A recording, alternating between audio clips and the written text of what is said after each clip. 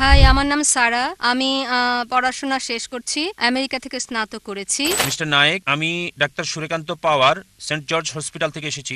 আমি অ্যাডভোকেট শিবাজি সাপকাত, মহারাষ্ট্রের বিদ থেকে এসেছি। আমি নামিতা, পেশায় একজন কিন্ডারগার্টেন শিক্ষক। আমি মিস্টার চৌহান, অবসরপ্রাপ্ত শিক্ষক। আচ্ছা, আমার একটা প্রশ্ন। মিস্টার জাকির, আমি অরোরা বিবেক। আমি ডাক্তার পূজা অরোরা, সায়ন হাসপাতাল থেকে এসেছি। আমি একজন সাইকোথেরাপিস্ট। আমার নাম আরিয়ান, আরিয়ান পুত্র কুমার নারায়ণ সিং কোন্তে, দিল্লি থেকে এসেছি।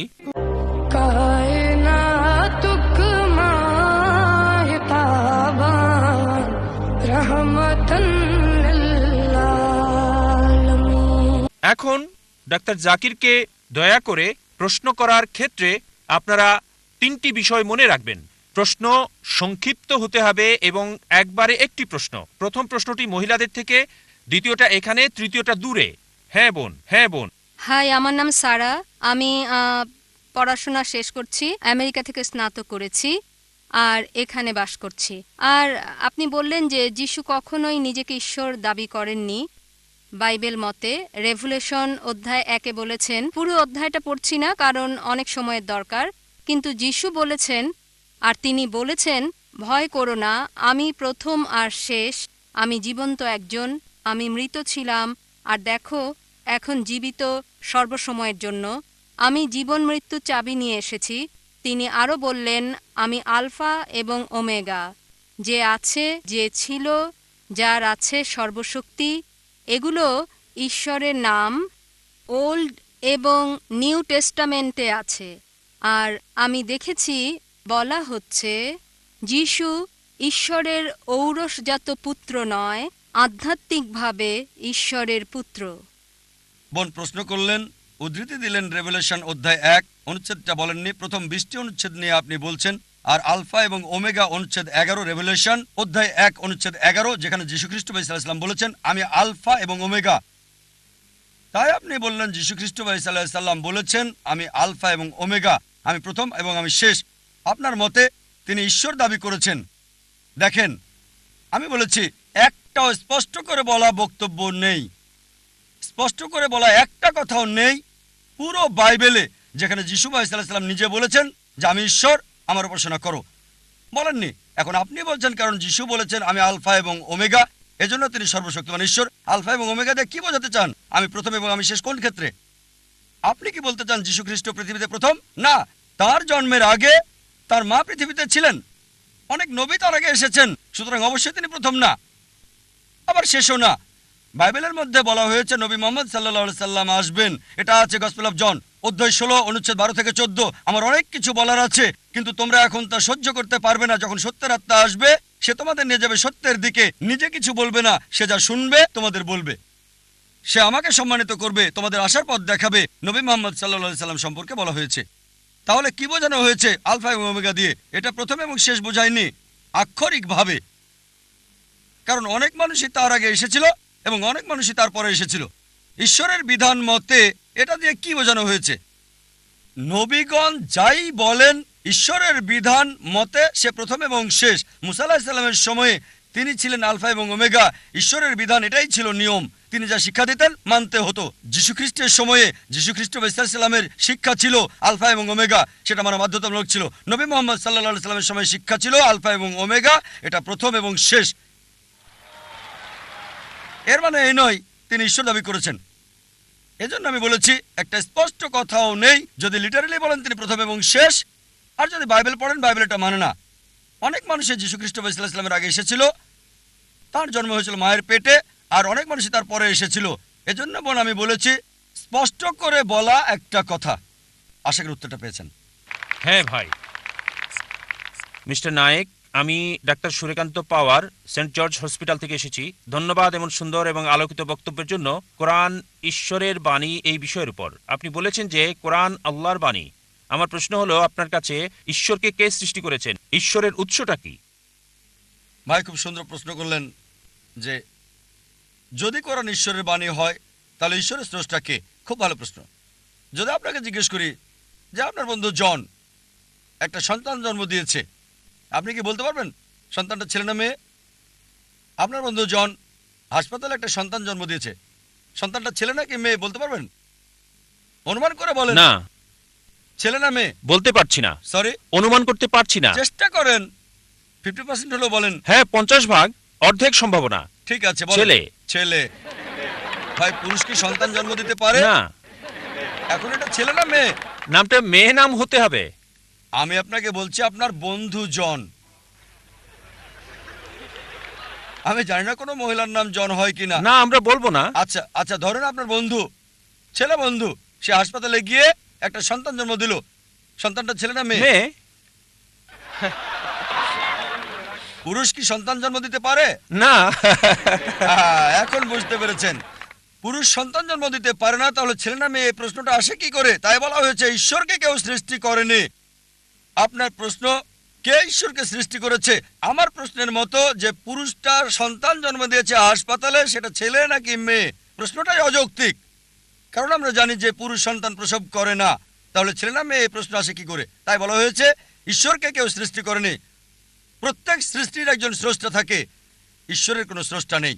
তাই নাস্তিকের সাথে তর্কের সময় কখনোই বলি না যে সবকিছুরই স্রষ্টা আছে। আমি বলি প্রত্যেক সৃষ্টির স্রষ্টা আছে, ঈশ্বর কোনো সৃষ্টি নয়। বলা হয়েছে যখনই আমি বলবো ঈশ্বরের স্রষ্টাকে, আর সেই ঈশ্বর নয়। ولم يقل له كفوا أحد. তার সংজ্ঞা হচ্ছে আল্লাহর কোনো স্রষ্টা নেই। আশা করি উত্তরটা পেয়েছেন। আমি মিস্টার চৌহান, অবসরপ্রাপ্ত শিক্ষক। প্রশ্ন করার আগে সবাইকে সালাম জানাতে চাই।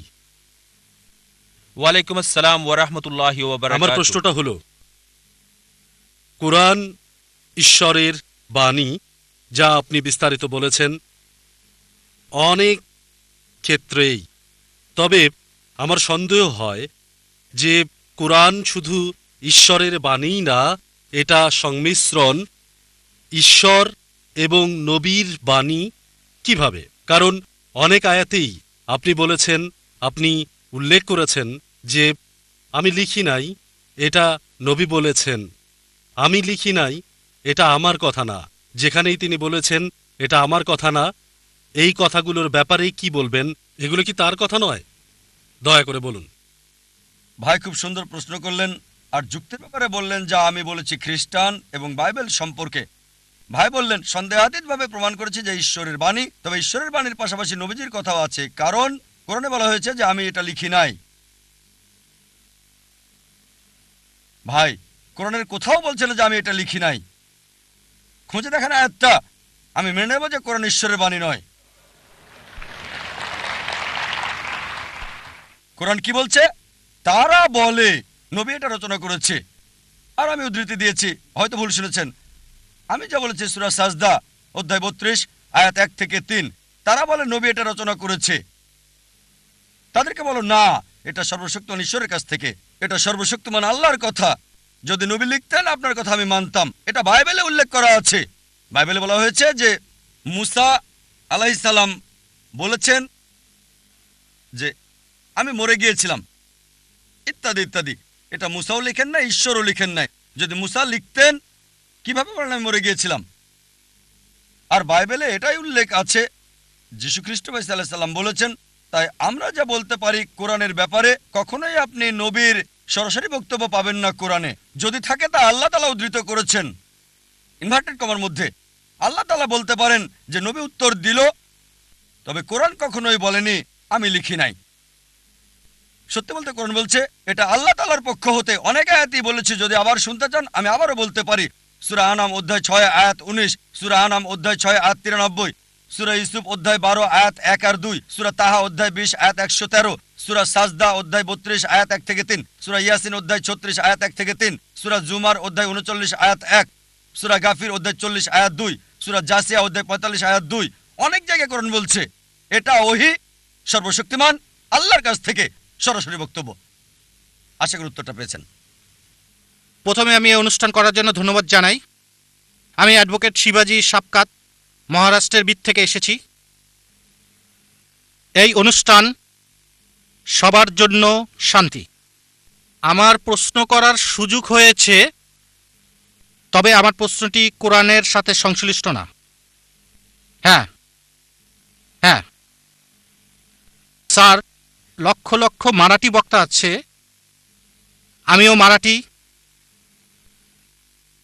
আইআরএফ এর ভূমিকা কি, মানে ইসলামিক রিসার্চ ফাউন্ডেশন। আইআরএফ মারাঠিদের বা অমুসলিমদের জন্য কি করছে? ভাই সুন্দর প্রশ্ন করলেন। যেহেতু আমি মহারাষ্ট্রে থাকি তাই বললেন যে মারাঠি আর অমুসলিমদের জন্য আমরা কি করছি, এটাই আপনার প্রশ্ন ছিল। যদি মারাঠিদের ব্যাপারে বলেন আমি খোলাখুলিভাবে বলবো আমরা করতে চাই, তবে বেশি করতে পারছি না। আমার কিছু বই মারাঠি ভাষায় অনুবাদ করা হয়েছে, অন্যরা করেছে, কারণ আমি মারাঠি ভাষা জানি না, বলতে পারি না। তবে আমাদের কিছু করা উচিত, আর আমরা চেষ্টা করছি আমাদের সন্তানদের বিভিন্ন ভাষা শেখাতে। আমি মারাঠি বুঝি, বলতে পারি না, কিছু পারি, ভালো না। যদি বলতে পারতাম তাহলে হয়তো মারাঠি ভাষাতেও আমি লেকচার দিতে পারতাম। তবে আমাদের কিছু বক্তা আছেন আইআরএফে যারা মারাঠি ভাষায় লেকচার দেন, যেমন ভাই আব্দুল গফুর কুরেশি। মারাঠিতে কোনো লেকচারের নিমন্ত্রণ পেলে তাকেই পাঠানো হয়। তাই আমরা যা করছি, লোকজনকে ট্রেনিং দিচ্ছি যাতে তারা বিভিন্ন ভাষায় শান্তির বাণী প্রচার করতে পারে। যে কোনো অনুষ্ঠান ইংরেজিতে হয়, আর অনেকে ৩-৪টা ভাষা জানেন, তাই ট্রেনিংটা হয় ইংরেজিতে, কখনো উর্দুতে, হিন্দিতে। তারপর চলে যায় দক্ষিণ আফ্রিকা থেকে আসে, যদি আফ্রিকা থেকে আসে তখন সে আফ্রিকার ভাষায় কথা বলে। অনেক লোকই আসছে পৃথিবীর বিভিন্ন অঞ্চল থেকে, মালয়েশিয়া থেকে আসে, ইউএসএ থেকে আসে, সিঙ্গাপুর থেকে আসে, সৌদি আরব থেকে আসে, ফিলিপাইন থেকে। তাগালু, আমি তাগালু জানি না, কি করি আমি ইংরেজিতে বলি, তারপর তাদেরকে বলি তাগালুতে সেই ভাষা পৌঁছে দেওয়ার জন্য। আমার বার্তা আপনি পৌঁছে দেন এখানে যা শিখেছেন, যা শুনেছেন মারাঠিদের কাছে। আপনি আমার হয়ে কাজ করেন ইনশাল্লাহ। প্রথম প্রশ্ন শেষ, এবার দ্বিতীয় প্রশ্নে আসি। অমুসলিমদের জন্য আমরা কি করছি? খুব বেশি কিছু করতে পারছি না, যতটুকু সামর্থ্য আছে করছি। অনেক কিছু করা যাবে, যেহেতু এই প্রতিষ্ঠানটা অনেক বড়, মাশাআল্লাহ আমাদের 2000-এর বেশি ভলেন্টিয়ার আছে। তারপর বলবো কিছু করছি না। প্রয়োজনের তুলনায় আমাদের সংগঠন খুব ছোট, খুবই ছোট। এই কনফারেন্সের আয়োজন করছি, অমুসলিমদের অগ্রাধিকার দিচ্ছি, কারণ আপনারা আমাদের ভিআইপি গেস্ট, বিশেষ অতিথি। আপনি অন্য মুসলিমদের চেয়ে আমার বেশি কাছে। কেন? কারণ আমাকে দাওয়া দিতে হবে, আল্লাহ বিচারের দিন জিজ্ঞেস করবেন দাওয়া দিয়েছিলাম কিনা। তাই আমি আমার সর্বোচ্চ চেষ্টা করছি সত্য প্রচার করতে এই অবস্থান থেকে। আর এই সম্মেলন 10 দিন ব্যাপী। আমরা অমুসলিমদের নিমন্ত্রণ করছি, পোস্টারে উল্লেখ আছে সব ধর্ম স্বাগতম, সব ধর্মের লোকদের স্বাগতম। তবে প্রশ্নোত্তর পর্বে আমরা তাদের অগ্রাধিকার দেই, যাতে তাদের সন্দেহ দূর করা যায়। অনেক অমুসলিমদেরও সন্দেহ আছে, তারা আমাদের সাথে রাগ করে, ভাই জাকির আমরা কি করব, কিছুক্ষণ পর কালকে দেখে নেব, সমস্যা নেই। কাল মানে আগামীকাল না, হয়তো 10 দিন পরে। তাই সত্যটা জানানোর পাশাপাশি যা করছি, হয়তো 1 লক্ষ মানুষ হবে এখানে, মাশাআল্লাহ 1 লক্ষ মানুষ, কিন্তু 60 মিলিয়নেরও বেশি মানুষ সরাসরি দেখছে। তারপরও প্রয়োজনের তুলনায় সামান্য। আইআরএফ মানে ইসলামিক রিসার্চ ফাউন্ডেশন, যা করা দরকার এর সামান্যই করছি। তবে সামর্থ্যের সর্বোচ্চ চেষ্টা করছি, আর আল্লাহ তাআলার কাছে দোয়া করছি আমাদের এই চেষ্টাকে কবুল করো, সত্যের বাণী পৃথিবীতে প্রচারের এই চেষ্টাকে। আশা করি উত্তরটা পেয়েছেন। আপনার প্রতিষ্ঠানের জন্য শুভকামনা রইল। হ্যাঁ বোন, পরবর্তী প্রশ্নটি করুন। ভাই জাকির নায়েক, আসসালামু আলাইকুম। আমি নামিতা, পেশায় একজন কিন্ডারগার্টেন শিক্ষক। প্রথমে আপনাকে আমি অভিনন্দন জানাতে চাই আপনার এই মহান কাজের জন্য, শান্তি, ভালোবাসা আর ভ্রাতৃত্বের বাণী প্রচারের ক্ষেত্রে। আমি আপনাকে জিজ্ঞাসা করতে চাই, যদি কোরআন ঈশ্বরের বাণী হয়, যদি ইসলাম সত্য জীবন ব্যবস্থা হয়, তাহলে কেন লোকজন এত সময় নিচ্ছে এই জীবন ব্যবস্থাকে গ্রহণ করতে? বোন সুন্দর প্রশ্ন করলেন। কোরআন আল্লাহর বাণী, ইসলাম সত্য ধর্ম, লোকজন কেন এটা গ্রহণ করতে দেরি করছে? বোন, সরল পথে থাকা সবসময় সহজ না। আপনার অনুধাবন ভিন্ন, এক একজনের অনুধাবন এক এক রকম।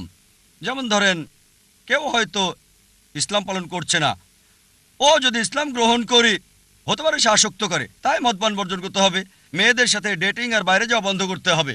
এটা তাকে সত্য গ্রহণে বাধা দিচ্ছে। হয়তো সে চিন্তা করে, ঠিক আছে ইসলাম ধর্ম ভালো, তবে আমি মদ পান বন্ধ করব না, মেয়েদের সাথে মেলামেশা বন্ধ করব না, শুকর খাওয়া বন্ধ করব না, তাই যখন দেখবেন কিছু বাধা সমস্যা হতে পারে কেউ হয়তো খুবই নেশাগ্রস্ত, হয়তো কেউ শুকর খায়, কিন্তু সে ভাববে ঠিক আছে আমি ইসলাম গ্রহণ করব, তার মানে আমি 40 বছর বোকা ছিলাম, তাই না করাই ভালো।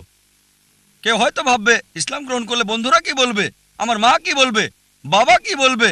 তাই বোন, এগুলোই হচ্ছে বাধা। এই বাধা অতিক্রম করতে পারলে সত্য গ্রহণ করতে পারবেন। তাই আপনাকে যা বুঝতে হবে, সত্য খুবই স্পষ্ট, এটা যুক্তি মানে সম্পূর্ণভাবে স্পষ্ট। এছাড়াও কিছু বিষয় রয়ে গেছে আড়ালে।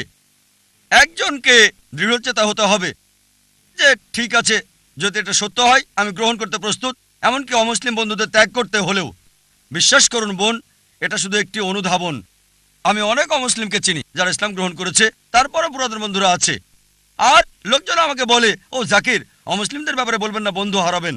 আমার অনেক অমুসলিম বন্ধু আছে, মাশাআল্লাহ, তারা আমাকে সম্মান করে। আপনি আমাকে উৎসাহ দিচ্ছেন, মাশাআল্লাহ, আপনি অমুসলিম।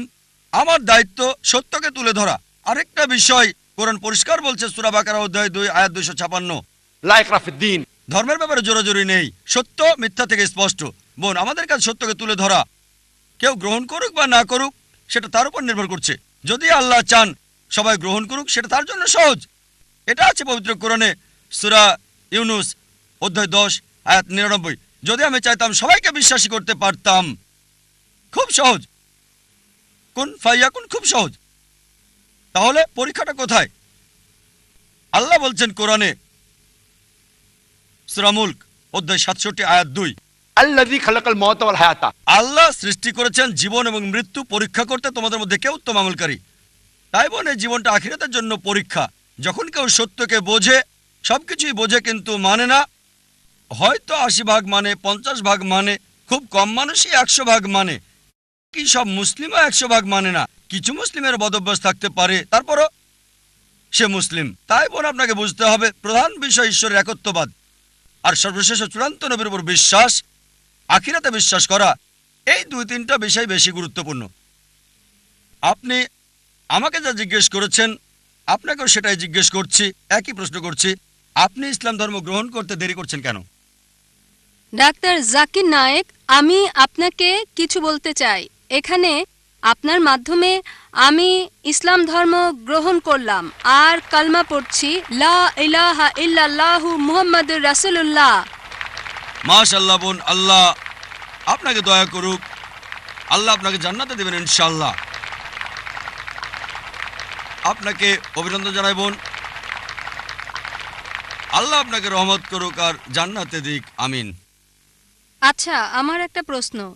সূরা আলে ইমরান আয়াত 50, এতে বলা হয়েছে যিশু শিক্ষাকে মানতে, তাহলে কেন মানুষ মানছে না? বোন, নামটা বলবেন প্লিজ। Chastity.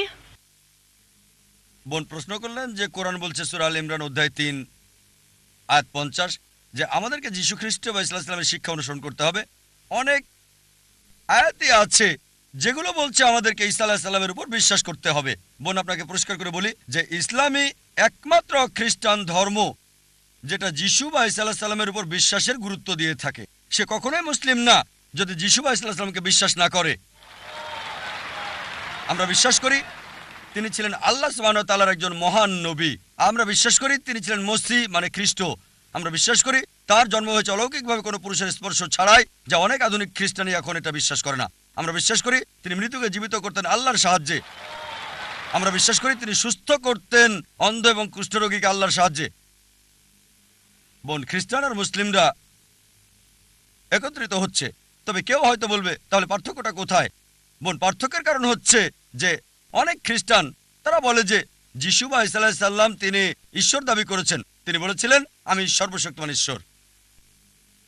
বোন, আপনি যদি বাইবেল পড়েন একটা স্পষ্ট করে বলা কথাও আপনি পাবেন না পুরো বাইবেলে যেখানে যিশু বা ঈসা আলাইহিস সালাম নিজে বলেছেন যে আমি ঈশ্বর, আমার উপাসনা করো। যদি কোনো খ্রিস্টান একটা মাত্র স্পষ্ট কথা দেখাতে পারেন, স্পষ্ট করে বলা একটা কথা পুরো বাইবেলে যেখানে যিশু বা ঈসা আলাইহিস সালাম নিজে বলেছেন আমি ঈশ্বর, অথবা বলেছেন আমার উপাসনা করো, আমি আজই খ্রিস্টান ধর্ম গ্রহণ করব। অন্য মুসলিম ভাইদের পক্ষ থেকে আমি কথাটা বলছি না। সত্যি বলতে যদি বাইবেল পড়েন, এতে বলা হয়েছে গসপেল অফ জন অধ্যায় 14 অনুচ্ছেদ 28 যিশু আলাইহিসসালাম বলেছেন আমার পিতা আমার চেয়ে মহান। গসপেল অফ জন অধ্যায় 10 অনুচ্ছেদ 29 আমার পিতা সবার চেয়ে মহান।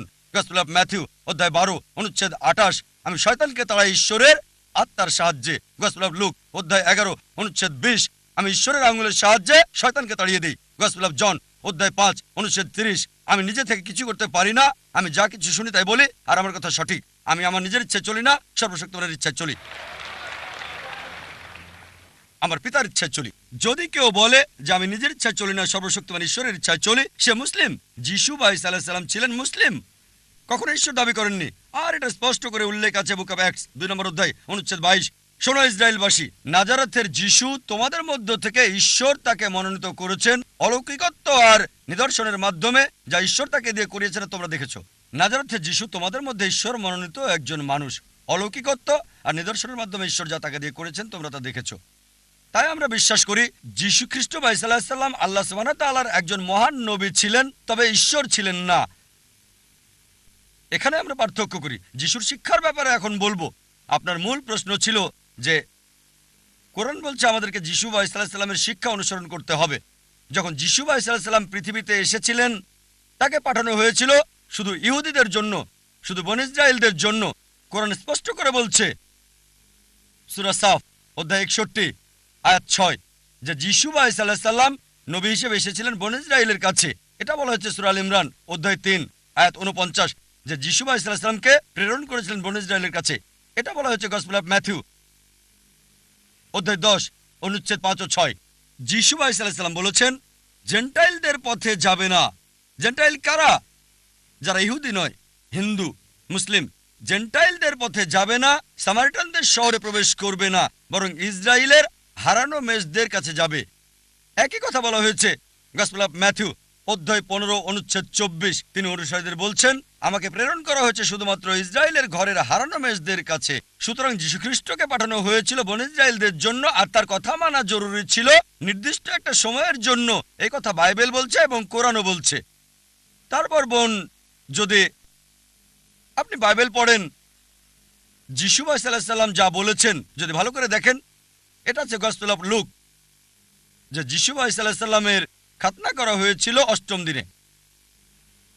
আমরা মুসলিমরা মাশাআল্লাহ খাতনা করে থাকি, অধিকাংশ খ্রিস্টানি খাতনা করে না। তাই যদি বলেন যিশু ঈসা আলাইহিস সালামের শিক্ষা অনুসরণ করলে খ্রিস্টান হওয়া যাবে, তাহলে আমি বলবো আমি বড় খ্রিস্টান ওই খ্রিস্টানদের চেয়ে। এটা বলা হয়েছে বাইবেলে বুক অফ এফিসিয়ান্স অধ্যায় 5 অনুচ্ছেদ 18 যে মাতাল হবে না। এটা বলা আছে বুক অফ প্রবাদ অধ্যায় 20 অনুচ্ছেদ 1 যে মদ একটা ধোঁকা। আমরা মুসলিমরা মদ পান করি না। কোরআন বলছে সূরা মাইদা অধ্যায় 5 আয়াত 90 মদ হারাম, আমরা স্পর্শ করি না, কখনো আমরা মদ খাই না। মুসলিমরা একটা বড় সম্প্রদায় যারা এটা করে না। সুতরাং বাইবেল অনুযায়ী মদ পান করতে পারবেন না। আরো বলা হয়েছে বাইবেলে যে শুকর খেতে পারবেন না, অনেক জায়গায় আছে। এটা আছে বুক অফ লেভিটিকাস অধ্যায় 11 অনুচ্ছেদ 7 ও 8। আরো আছে বুক অফ ডিউটেরোনমি অধ্যায় 14 অনুচ্ছেদ 8, বুক অফ আইজা অধ্যায় 65 অনুচ্ছেদ 2 থেকে 5। কমপক্ষে 5 বার যে শুকর খাওয়া যাবে না। আমরা মুসলিমরা আমরা শুকর খাই না, কিন্তু অধিকাংশ খ্রিস্টানই শুকর খায়। তাই যদি খ্রিস্টান মানে যারা যীশু খ্রিস্ট বা ঈসা আলাইহিস সালামের শিক্ষাকে মেনে চলে, তাহলে আমরা মুসলিমরা খ্রিস্টানদের চেয়ে বড় খ্রিস্টান। আমি এভাবে বলে যেতে পারবো, যখন যিশু ঈসা আলাইহিস সালামকে বলা হলো প্রথম কমান্ডমেন্ট কোনটি, তিনি বললেন গসপেল অফ মার্ক অধ্যায় 12 অনুচ্ছেদ 29 বলেছেন شما إسرائيل أدنى الحين وأدنى خد এটা হিব্রু ধৃতি, যার মানে শোনো হে ইসরায়েলবাসী, প্রভু আমাদের প্রভু একজন। আমরা মুসলিমরা মাশাআল্লাহ আমরা বিশ্বাস করি এক আল্লাহকে। অধিকাংশ খ্রিস্টান বিশ্বাস করে ট্রিনিটিতে, পিতা পুত্র এবং পবিত্র আত্মা। তাই যদি বলেন খ্রিস্টান মানে যে যিশু ঈসা আলাইহিস সালামের শিক্ষাকে অনুসরণ করে, আমরা মুসলিমরা খ্রিস্টানদের চেয়ে বড় খ্রিস্টান। আপনি আমার ভিডিও ক্যাসেট দেখতে পারেন, ইসলাম এবং খ্রিস্টান ধর্মের সাদৃশ্য, সেখানে বিস্তারিত আপনি পাবেন। আমরা বাইবেলের চেয়ে বেশি অনুসরণ করছি যিশু ঈসা আলাইহিস সালামের শিক্ষা খ্রিস্টানদের চেয়ে বেশি। আশা করি উত্তরটা পেয়েছেন বোন। মিস্টার জাকির, আমি অরোরা বিবেক, হিন্দু হয়েও এখানে এসেছি, কোনো বিতর্কের জন্য এখানে আসিনি। তবে আমার একটা প্রশ্ন, আহম ব্রহ্মা, আহম বিষ্ণু, আহম মহেশ, এগুলো বলেছিল আমার ভালো বন্ধুদের একজন। ঘটনাক্রমে সে আমাদেরকে কোরআন এবং বাইবেল নিয়ে বলেছিল। তবে আমার প্রশ্ন হলো, আমার প্রশ্ন 4টা আপনার কাছে। 1 নাম্বার, বেশি গুরুত্বপূর্ণ প্রশ্ন প্রথমে। আচ্ছা, যদি আচ্ছা। সময় থাকে অবশ্যই আপনাকে আরেকটি প্রশ্ন না, করার কারণ সুযোগ দেব। দেখাবেন না। কারণ যদি সবাই দেখে আর আমি কোঅর্ডিনেটর হিসেবে এটা করি, আমার মনে হয় এটা অন্যদের প্রতি অবিচার আচ্ছা, হবে। ঠিক আছে, আমি বুঝতে পেরেছি। শুধু একটা প্রশ্ন, যেহেতু মিস্টার জাকির কথা বলেছিলেন জেনোসিস ভার্সন ইত্যাদি বিষয়ে, একটা প্রশ্নই করতে চাই। যেহেতু আপনি কুরআন আর বাইবেলের মধ্যে একটা তুলনা করেছেন, কেন বেদ, কুরআন আর বাইবেলের মধ্যে তুলনা করছেন না? সবগুলোই নিজ ক্ষেত্রে বহুমুখী, একটা আরেকটার সাথে ঘটনাক্রমে সম্পর্কিত। ঈশ্বর সর্বশক্তিমান হলেন এক, যেভাবেই তাকে ডাকা হোক, আল্লাহ, ভগবান বা যিশু নামে। এটা নিশ্চিত করছেন না কেন সব মানুষেরই বলা উচিত ঈশ্বর কেবল একজন? ভাই সুন্দর প্রশ্ন করলেন, খুবই গুরুত্বপূর্ণ প্রশ্ন, একটা বাস্তব প্রস্তাব। যখন আমি কোরআন আর বাইবেল নিয়ে তুলনা করছি, কেন কোরআন, বাইবেল, বেদ নিয়ে তুলনা করছি না? আর বললেন যে কেন সবগুলোকেই মানছি না। এটাই আমি সব মানুষকে বলি, কোরআন বলছে تعالوا إلى كلمة سواء بيننا وبينكم এসো সেই কথা যে আমাদের ও তোমাদের মধ্যে এক। ভাই, প্রত্যেক মানুষকে আমি যা বলি, যে কেউ হোক, হিন্দু, খ্রিস্টান, মুসলিম, ইহুদি, শিখ, পার্সি, সমস্যা নেই। আমি তাদের বলি একটা সহজ কথা যা সবাই মানবে। কমপক্ষে একটা গ্রন্থকে ঈশ্বরের বাণী বলে মানি, সবাই তাতে রাজি হবে। হিন্দু বলবে ঠিক আছে বেদ ঈশ্বরের বাণী, খ্রিস্টান বলবে বাইবেল ঈশ্বরের বাণী, মুসলিম বলবে কোরআন ঈশ্বরের বাণী, শিখ বলবে আদিগ্রন্থ ঈশ্বরের বাণী, পার্সি বলবে আবেস্তা ঈশ্বরের বাণী, সমস্যা নেই।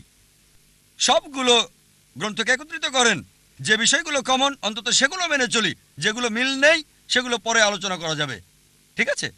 আমি শুধু তাদেরকে বলি যে বিষয়টা সবগুলো গ্রন্থে কমন চলুন সেটা মেনে চলি, কারণ দুঃখিত কমপক্ষে স্যার, দুঃখিত স্যার কথা বলার জন্য। ভাই আপনার আমাকে উপর উত্তরটা কথা শেষ বলার করতে জন্য দিন, দুঃখিত। পরে আমি প্লিজ শেষ প্লিজ করার পরে প্লিজ উত্তরটা মিস্টার শেষ জাকির। করার পরে আপনি বলতে পারবেন। হয়তো যেটা বলতে চান সেটা আমার উত্তরে আছে, ঠিক? হ্যাঁ, আস্তে আস্তে যাই। ঠিক স্যার। গাণিতিক কোনো সমস্যার যদি সমাধান করতে চান সরাসরি উত্তর দিলে হবে না, স্টেপ বাই স্টেপ আমাদের যেতে হবে, 1 2 3 4। জি স্যার। আমার অনুরোধ হলো সব গ্রন্থে যে বিষয়টা কমন চলুন সেটা মানি আমরা, যেটা কমন না সেটা পরে দেখা যাবে। ঠিক? এখন সব গ্রন্থে কমন হচ্ছে ঈশ্বর একজন। চলুন বিশ্বাস করি ঈশ্বর একজন। বেদ বলছে ঈশ্বর একজন, আমি বলিনি যে كم بيدتيم ঈশ্বর কেবল একজন, দ্বিতীয় কেউ নেই। বাইবেল বলছে যে গসপেল অফ মার্ক অধ্যায় 12 অনুচ্ছেদ 29, বুক অফ ডিউটেরোনমি অধ্যায় 6 অনুচ্ছেদ 4, شما إسرائيل وأدنى إلى خد শোনো ইসরায়েলবাসী, প্রভু আমাদের প্রভু একজন। ইহুদিরা, খ্রিস্টানরা এটা বলে, কোরআন বলছে কুল হুয়াল্লাহু আহাদ, বলো তিনি আল্লাহ এক, অদ্বিতীয়। তাহলে ট্রিনিটি আসে কোত্থেকে? এই ব্রহ্মা, বিষ্ণু, শিবা আসে কোত্থেকে? কোথায়? আমি সেটা বিশ্বাস করি না স্যার। ভাই আমাকে শেষ করতে দিন। কোরআনে ব্রহ্মার কথা বলা হয়নি, কোনো শিবার কথা বলা হয়নি, যিশুর কথা বলা হয়নি যে তিনি ঈশ্বর। কোরআনে বলা হয়েছে তিনি আল্লাহর একজন নবী ছিলেন। বাইবেলও বলে না যে তিনি ঈশ্বর ছিলেন। এটা হচ্ছে খ্রিস্টানদের একটা মিথ্যে দাবি। তাহলে কিভাবে বলেন যে আল্লাহ, যিশু যেটাই বলুক না কেন সমস্যা নেই? কোরআন বলছে সূরা ইসরা অধ্যায় 17 আয়াত 110, قل ادعوا الله عبد الرحمن أيما تدعوا فله الأسماء الحسنى বলো আল্লাহ বলো আর রহমানই বলো, যে নামেই ডাকো তার রয়েছে সুন্দর সুন্দর নাম। সে নাম হবে তার নিজের দেওয়া, সে নামে মনে কোনো ছবি ভাসবে না, সেটা হবে সত্য নাম। আপনি ঈশ্বরকে মিথ্যা নাম দিতে পারবেন না, ঈশ্বরকে ছোট করতে পারবেন না, তাকে অসম্মান করতে পারবেন না। কিছু লোক আছে আমাকে বলে এতে আর এমন কি সমস্যা? আপনি পানি বললেন, ওয়াটার বললেন, টানি বললেন, সমস্যা কোথায়?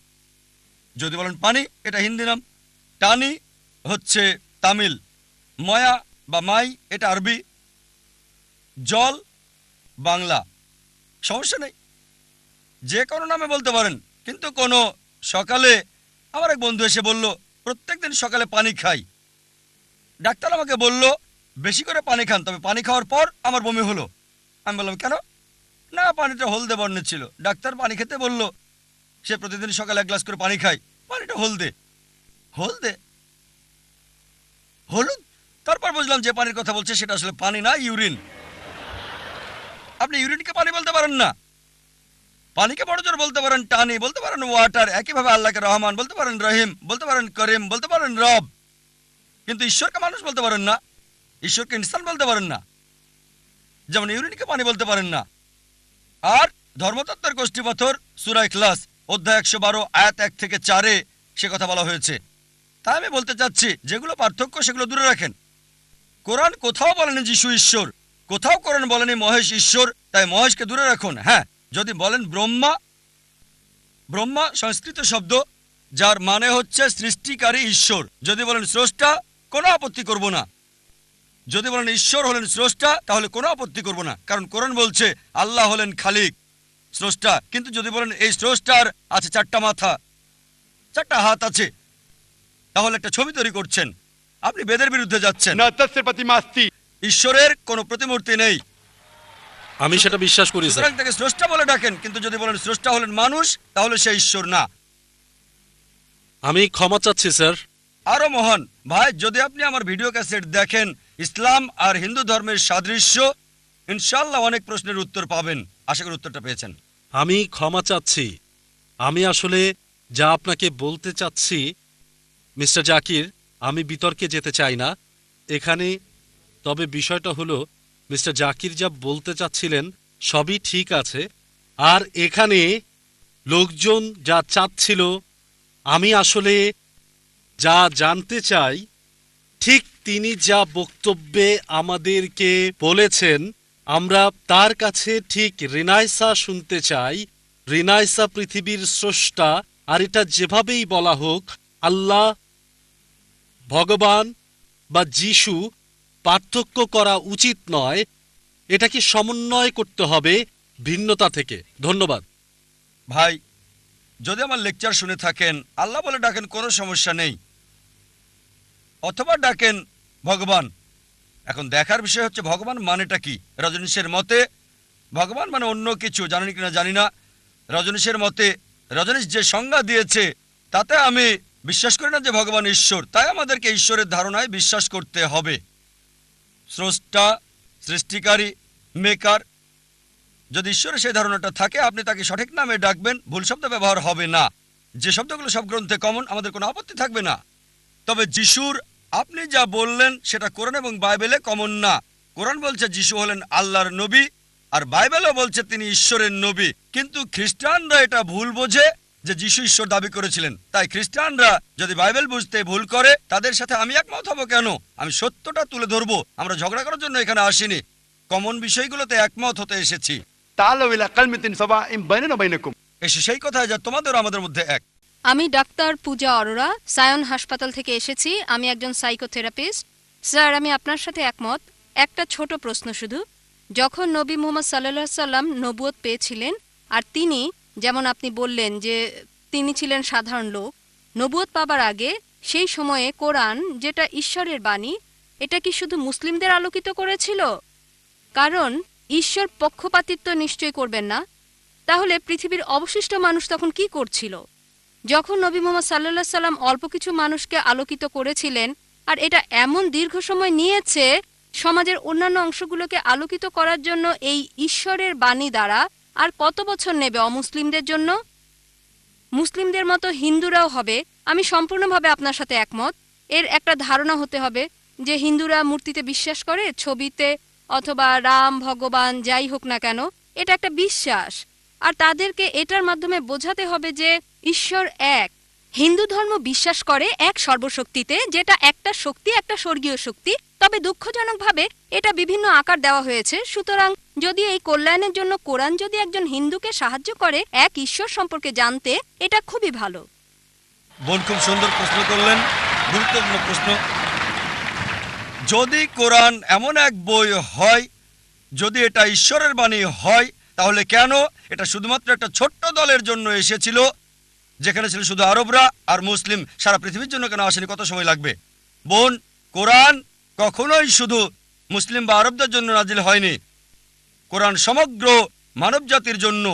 এটা বলা হয়েছে সূরা ইব্রাহিম অধ্যায় 14 আয়াত 1, সূরা ইব্রাহিম অধ্যায় 14 আয়াত 52, সূরা বাকারা অধ্যায় 2 আয়াত 185 এবং সূরা জুমার অধ্যায় 39 আয়াত 41। কোরআন সমগ্র মানব জাতির জন্য প্রেরিত।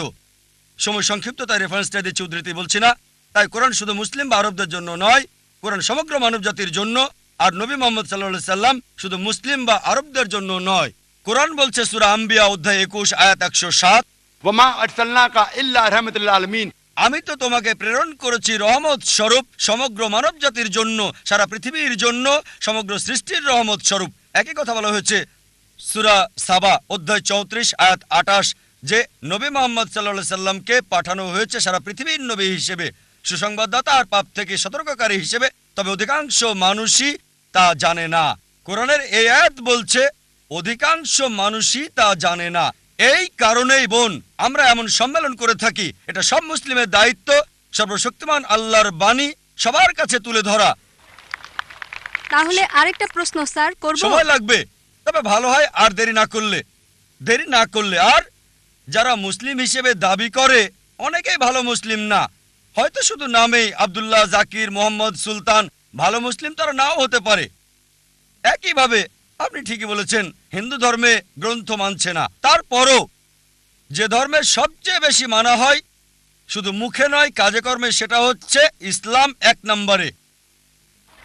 খ্রিস্টানরা সংখ্যা অনেক বেশি, প্রায় 200 কোটি, মুসলিমরা 130 কোটি। তবে পৃথিবীতে ধর্ম মানার ক্ষেত্রে 1 নম্বর হলো ইসলাম, পার্সেন্টেজ হিসেবে সবচেয়ে বেশি।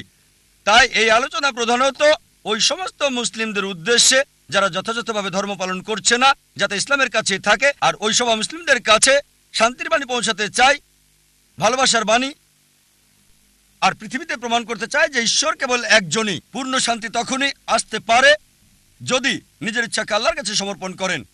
এটা একমাত্র রাস্তা পৃথিবী এবং আখিরাতে পূর্ণ শান্তি পাবার।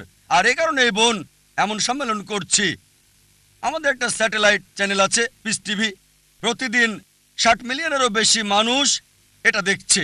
তাই অন্তত বিচারের দিনে আল্লাহ সুবহানাহু ওয়া তাআলার কাছে বলতে পারবো, হে আল্লাহ, আমাদের সামর্থ্যের মধ্যে সর্বোচ্চ চেষ্টা করেছি। আমরা অন্তত প্রতিদিন 60 লক্ষ মানুষের কাছে তোমার দাওয়াত দিয়েছি, আর আজকে এই দাওয়াত আপনার কাছে পৌঁছে গেল বোন। তাই পরবর্তীতে বিচারের দিনে বলতে পারবো, আল্লাহ সুবহানাহু ওয়া তাআলাকে আমি দাওয়াত দিয়েছি, এই বোনকে গ্রহণ করা না করাটা আপনার বিষয়। আরেকটা বিষয় স্যার বলতে পারবো, একটু যোগ করতে চাই, পারবো? অনেক ধন্যবাদ স্যার। আর একটা বিষয়, যদি ঈশ্বর নিরপেক্ষ থাকবেন বিচারের দিনে, তাই না?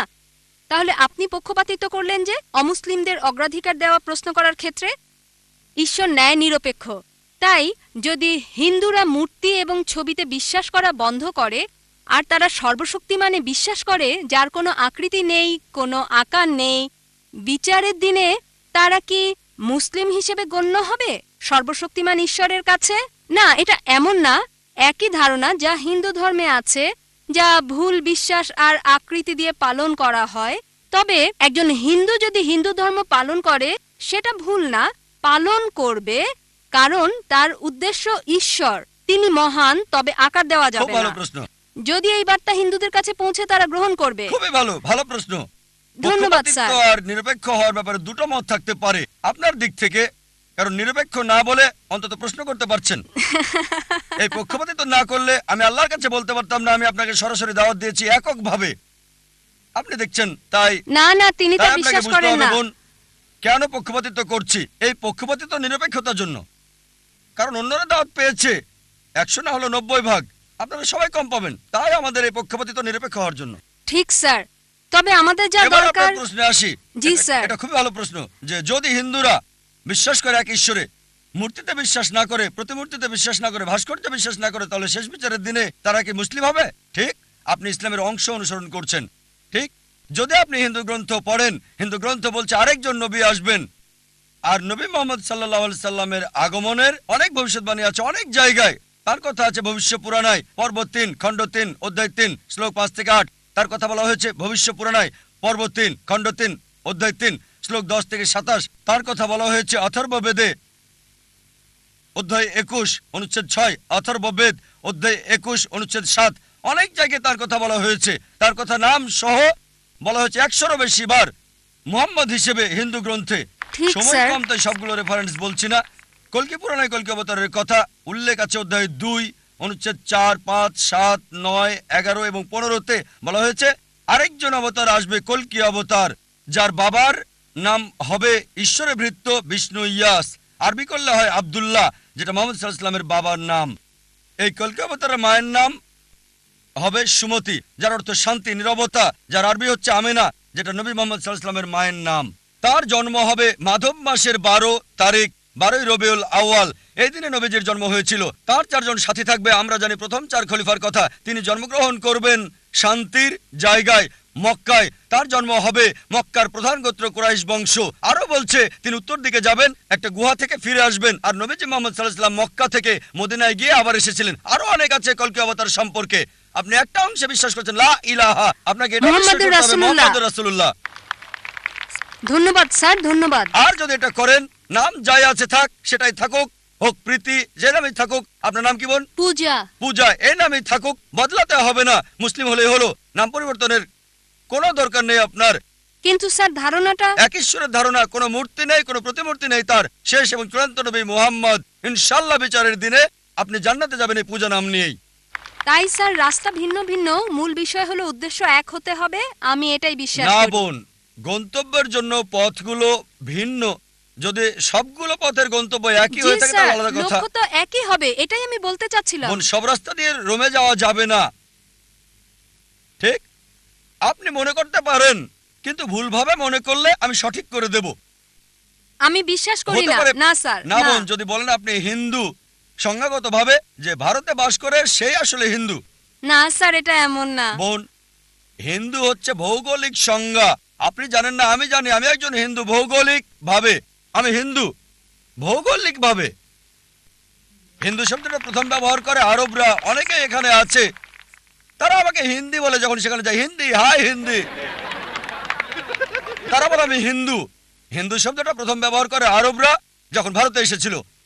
পার্সিরা ব্যবহার করেছিল এটা ভারতের লোকদের বোঝাতে যখন ভারতে এসেছিল। তাই ভৌগোলিকভাবে আমি হিন্দু। যদি ধর্মীয়ভাবে বলেন, হিন্দু হচ্ছে মিসনোমার। স্বামী বিবেকানন্দ বলেন সঠিক কথাটি হচ্ছে বেদান্তি। আপনার বেদ মানা উচিত।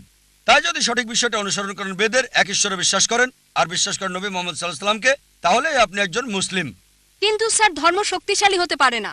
হ্যাঁ? আসল শক্তি হলো আল্লাহ। ঠিক, আমি আপনার সঙ্গে সত্য এবং একমত। চূড়ান্ত শক্তি আল্লাহ। আর ঈশ্বরের ধর্ম হচ্ছে চূড়ান্ত।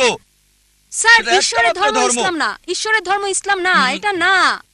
ইসলাম, যদি আরবি শব্দ ইসলাম আপনাকে মর্মাহত করে, সেটাকে আপনি দূরে রাখেন। না না, এটা আমাকে আঘাত করছে না। আমি এটা আপনাকে কষ্ট বলছি বোন, দিচ্ছে না। যদি মর্মাহত না করে না তবে স্যার, এটা একটা ভালো শব্দ। কিভাবে এটা অন্যকে আঘাত করে? অন্তত একজন শিক্ষিত মেয়েকে না। মাশাআল্লাহ, আপনি একজন শিক্ষিত মেয়ে। হ্যাঁ, ধন্যবাদ, অনেক ধন্যবাদ আপনাকে। ধন্যবাদ স্যার। বোন, ইসলাম হচ্ছে নিজের ইচ্ছাকে আল্লাহর কাছে সমর্পণ করা। ইসলাম নিয়ে যদি সমস্যার দরকার নেই, তবে আপনার ইচ্ছাকে সমর্পণ করুন। আল্লাহ কোরআনে বলেছেন সূরা আল ইমরান অধ্যায় 3 আয়াত 19, इन दीन इंदल्लाह इस्लाम। একমাত্র ধর্ম, একমাত্র জীবন ব্যবস্থা আল্লাহর কাছে গ্রহণযোগ্য হচ্ছে নিজের ইচ্ছাকে আল্লাহর কাছে সমর্পণ করা। আমার নাম আরিয়ান পুত্র কুমার নারায়ণ সিং কৌন্তে, দিল্লি থেকে এসেছি। আমি ভালো ইংরেজি বলতে পারি না, এজন্য আমি দুঃখিত। স্যার, আমি জিজ্ঞেস করতে চাই যে ভগবানের বানানো নিয়মে কি পরিবর্তন হতে থাকে? আমি এজন্য জিজ্ঞেস করছি যে ইসলাম ধর্মে বলা হয় যে মানুষের কখনো পুনর্জন্ম হয় না, আর শ্রীমদ্ ভগবত গীতাতে শ্রীকৃষ্ণ অর্জুনকে বলেছিলেন, হে পৃথিবীর মানুষ, যার মানে সবাই কয়েকবার জন্ম নেয়। হয়তো তোমার জানা নেই যে আমার কয়েকবার জন্ম হয়ে গেছে। আমি প্রথমে গীতাতে যে জ্ঞান দিয়েছিলাম তা প্রথমে মানুষকে দিয়েছিলাম, যাকে আপনারা সবাই নূহ আলাইহিস সালাম হিসেবে চিনে থাকেন। আবার পরের বার বলছে যে আমি সূর্যদেবকে এই জ্ঞান দিয়েছিলাম, এখন আমি আপনাকে এটা দিচ্ছি। তাহলে স্যার, আপনি কি বলতে পারেন যে মানুষের কি পুনর্জন্ম হয় নাকি হয় না?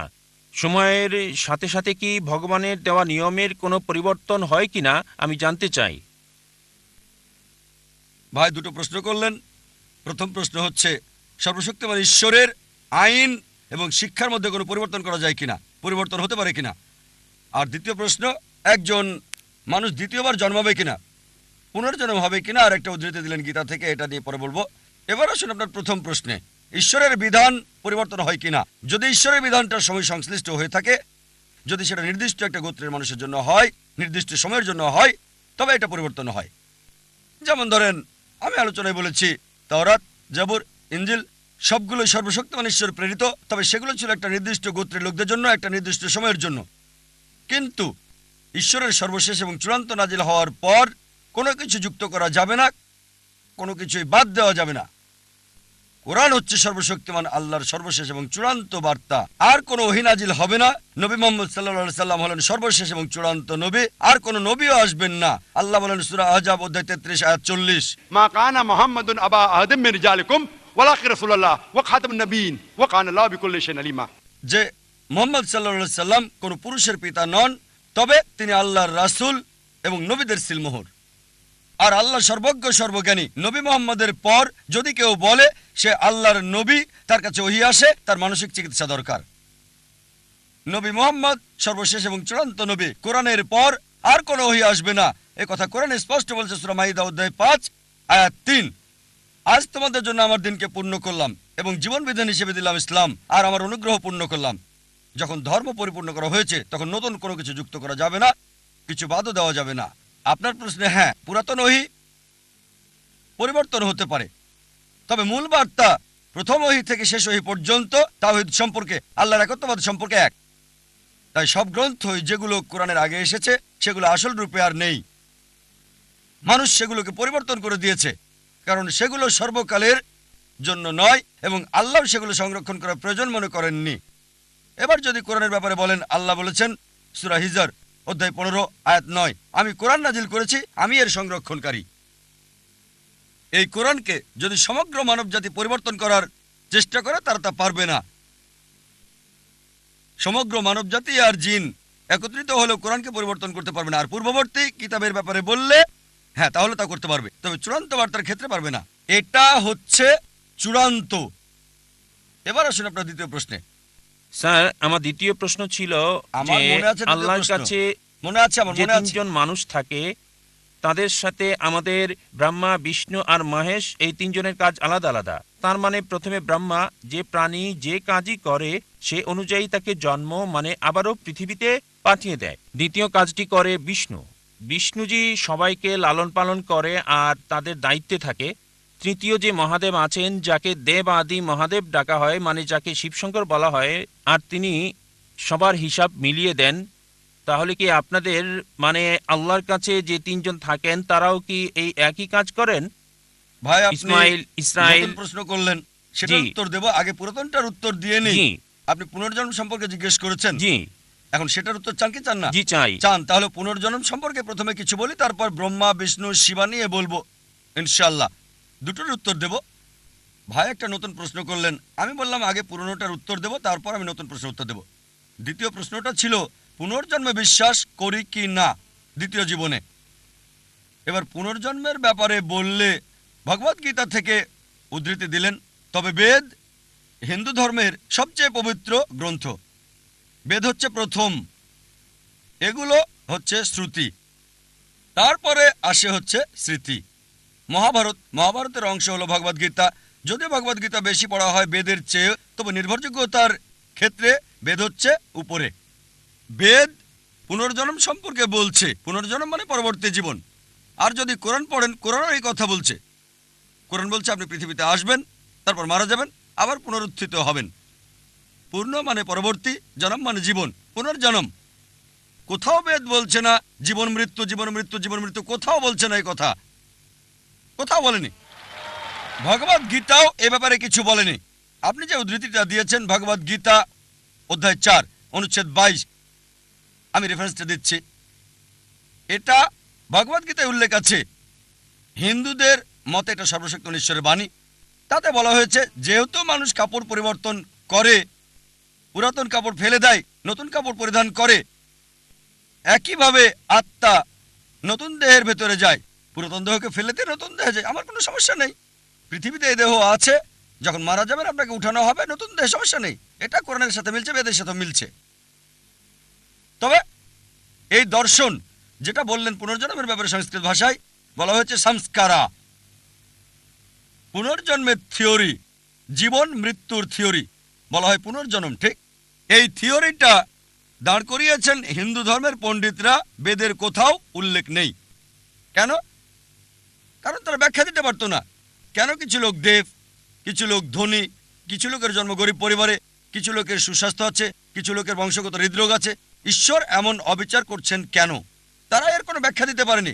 তাই তারা একটা দর্শন নিয়ে এলো জীবন মৃত্যুর, কর্ম আর ধর্ম। কর্ম হচ্ছে কাজ, ক্রিয়া, ধর্ম হচ্ছে বিধান। তাহলে ব্যাখ্যা কি কেন ঈশ্বর অবিচার করছেন? কেন একজন মানুষ হৃদরোগ নিয়ে জন্ম নেবে? শেষ জীবনে সে কিছু পাপ করেছিল। এই দর্শন অনুমান হিন্দু ধর্মের পণ্ডিতদের, এটা বেদের নয়।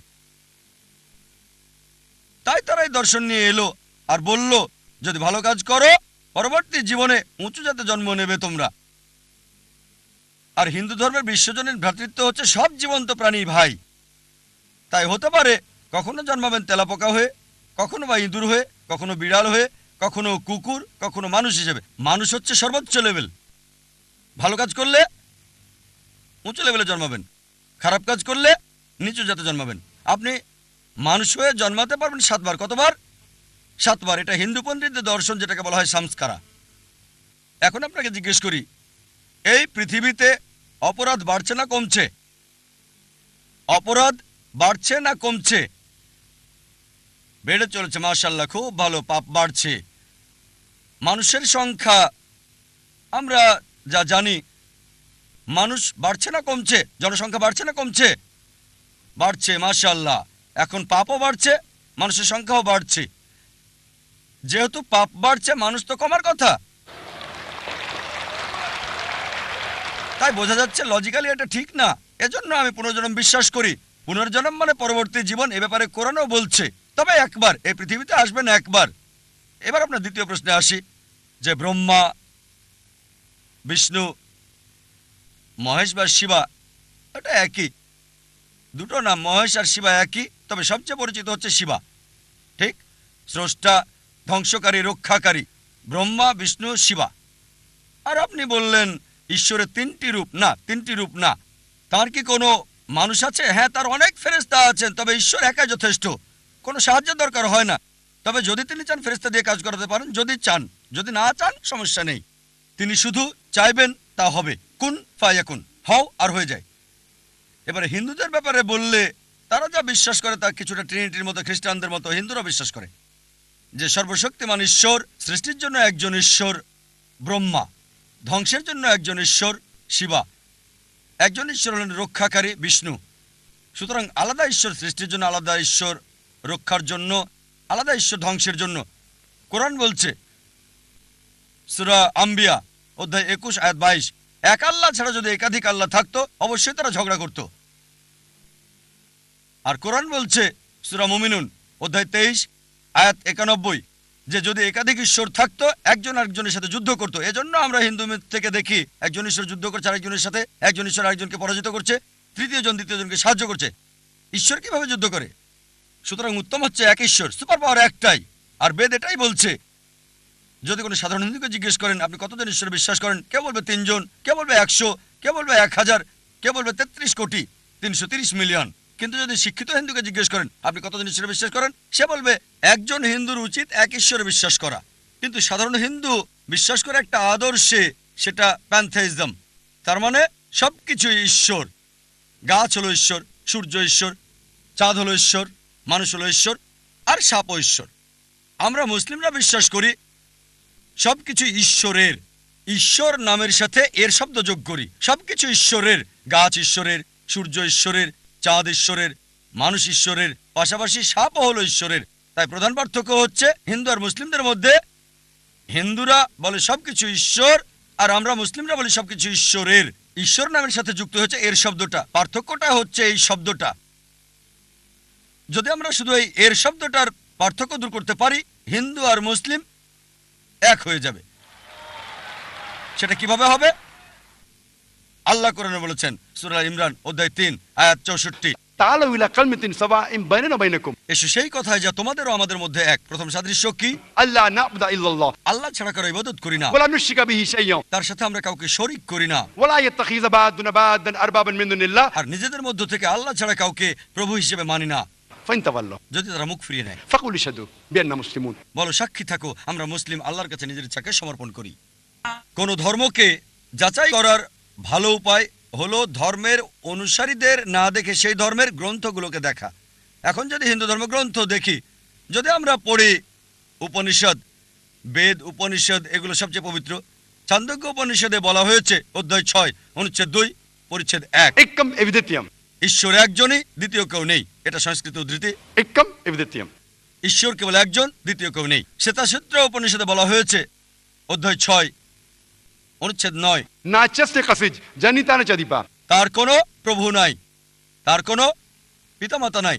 সর্বশক্ত ঈশ্বরের কোনো প্রভু নেই, তার কোনো মা নেই, তার কোনো বাবা নেই। শ্বেতাসূত্র উপনিষদে বলা হয়েছে 4 নম্বর অধ্যায় অনুচ্ছেদ 19, न तस्य प्रतिमा अस्ति। ঈশ্বরের কোনো প্রতিমা নেই। প্রতিমা মানে প্রতিচ্ছবি, প্রতিমা মানে ফটোগ্রাফ, ভাস্কর্য, মূর্তি, পেন্টিং। সর্বশক্তিমান ঈশ্বরের কোনো ফটোগ্রাফ নেই, কোনো প্রতিমা নেই, কোনো প্রতিমূর্তি নেই, কোনো পেন্টিং নেই, তার কোনো ছবি নেই। হিন্দু গ্রন্থগুলোর মধ্যে সবচেয়ে পবিত্র গ্রন্থ হচ্ছে বেদ, আর যজুর্বেদে আছে অনুচ্ছেদ 32 পরিচ্ছেদ 3, न तस्य प्रतिमा अस्ति। সর্বশক্তিমান ঈশ্বরের কোনো প্রতিমূর্তি নেই, কোনো প্রতিচ্ছবি নেই, কোনো প্রতিমা নেই, কোনো ভাস্কর্য নেই, কোনো মূর্তি নেই।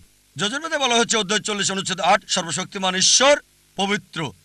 যজুর্বেদে বলা হচ্ছে অধ্যায় 40 অনুচ্ছেদ 9 अंधात्म पविशन्ति या समुद्रमुपास्ते। তারা অন্ধকারে প্রবেশ করে যারা আসাম্ভূতির উপাসনা করে। আসাম্ভূতি হলো প্রাকৃতিক বস্তু, যেমন আগুন, পানি, বাতাস ইত্যাদি। অনুচ্ছেদ আরো বলছে তারা অন্ধকারে প্রবেশ করে যারা সাম্ভূতির পূজা করে। সাম্ভূতি হচ্ছে তৈরি করা বস্তু, যেমন টেবিল, চেয়ার, মূর্তি ইত্যাদি। কে বলেছে?